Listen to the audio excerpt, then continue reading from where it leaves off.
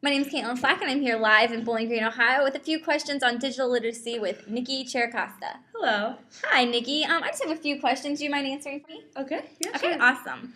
What digital devices do you use? I know how to use a lot of different devices because I grew up in a home where digital devices are really important to us. Like my dad told me that we were the first family on our street to have internet access, just because he's always been so involved in like trying to have the latest digital technologies, and obviously the internet is a big part. Now, how do you use these devices in your social life? Well, I would say that I use these devices in my social life. I use Facebook and Twitter all the time. I use Facebook to upload pictures from my college days, or I express my feelings over Twitter. Twitter has worthy information. Like, that's where I first found out that Michael Jackson died. Not on the news or anything. I found out via Twitter because there's just so many people engaged in that you can just find out so many different things. What did you learn about digital technology at home? Like I said earlier, I grew up in a home in which digital technology was really important. My dad is very interested in having all the different technology at home. But the funny thing is, I wouldn't consider him the most tech savvy person. Both of my Yes. parents still have the generic flip phones, and they refuse to get smartphones because they have no idea how to work them.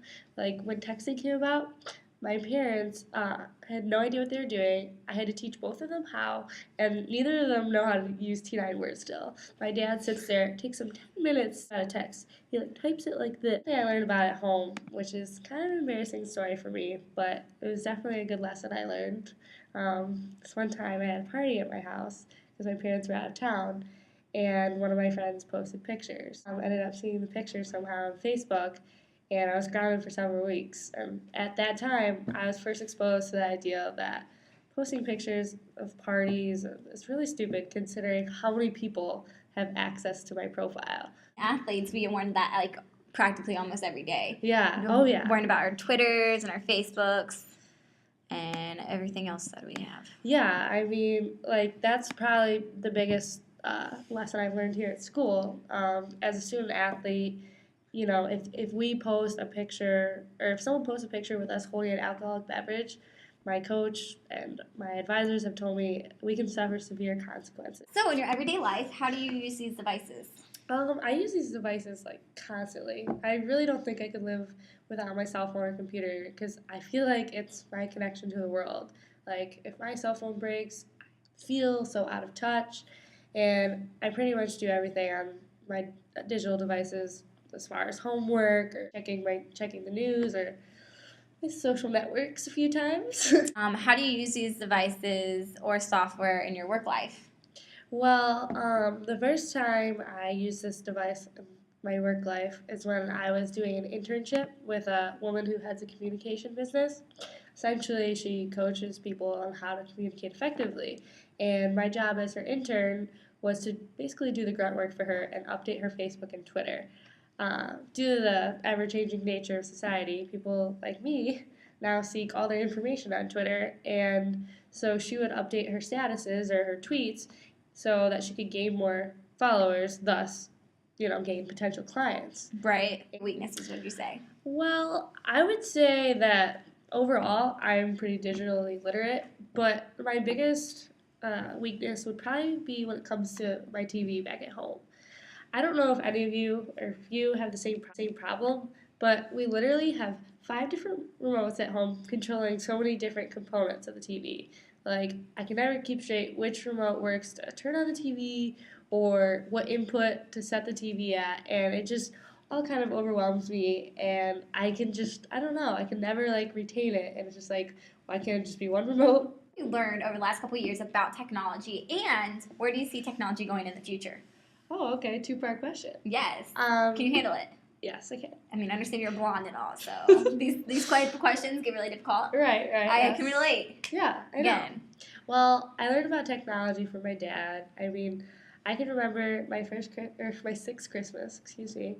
My dad left a note for my siblings and I with directions on how to find our last gift. And after going through several instructions, we found a box with our first computer in it.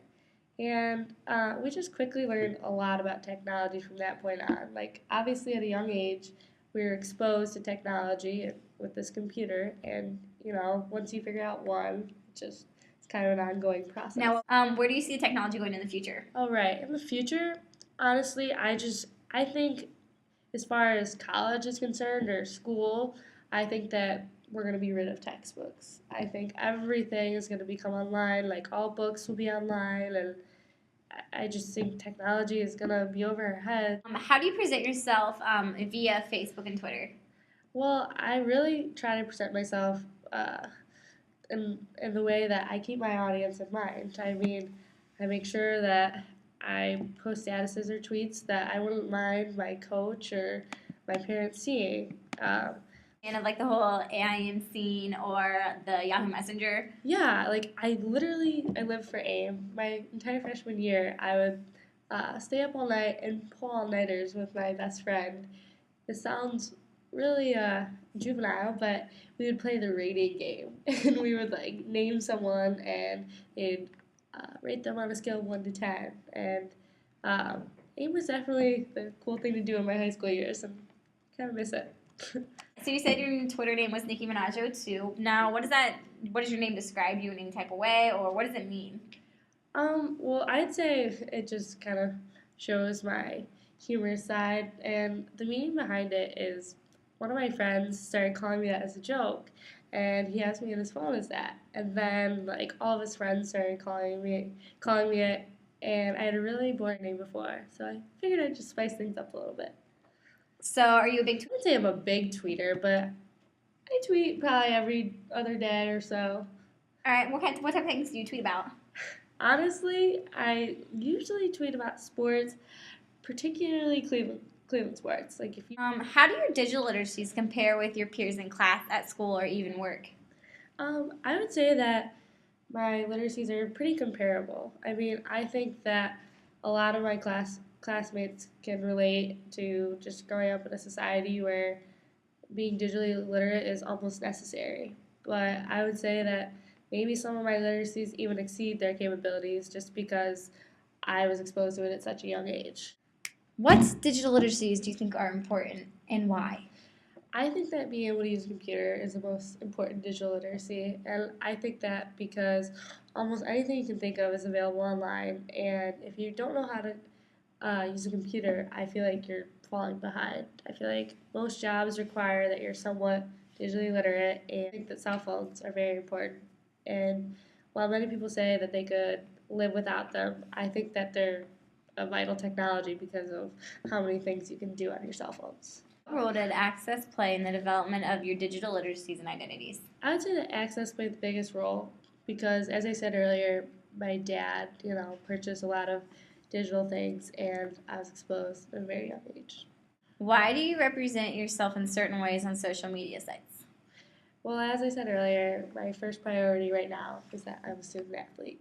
And so I present myself in the manner that I'm representing Bowling Green State University athletics, and I want to be remembered that way. That's very smart. How do you give access to your identity? I try to keep my identity somewhat private because honestly, there are so many creepy people in this world that happen to request you. So I update my privacy settings on Facebook and Twitter so that I will accept people who I know and I will deny anyone that I don't know. Why do you give access to certain people but not others? Because, I mean, just like I said, I give access to the people that I trust. And if I don't trust them, there's no need for them to be having access to my information. Well, I really enjoyed this interview, and I feel like I've learned a lot about you. And I'll be sure to follow you on Twitter. Okay, thanks. Thank you, Kate. Enjoyed it. My pleasure.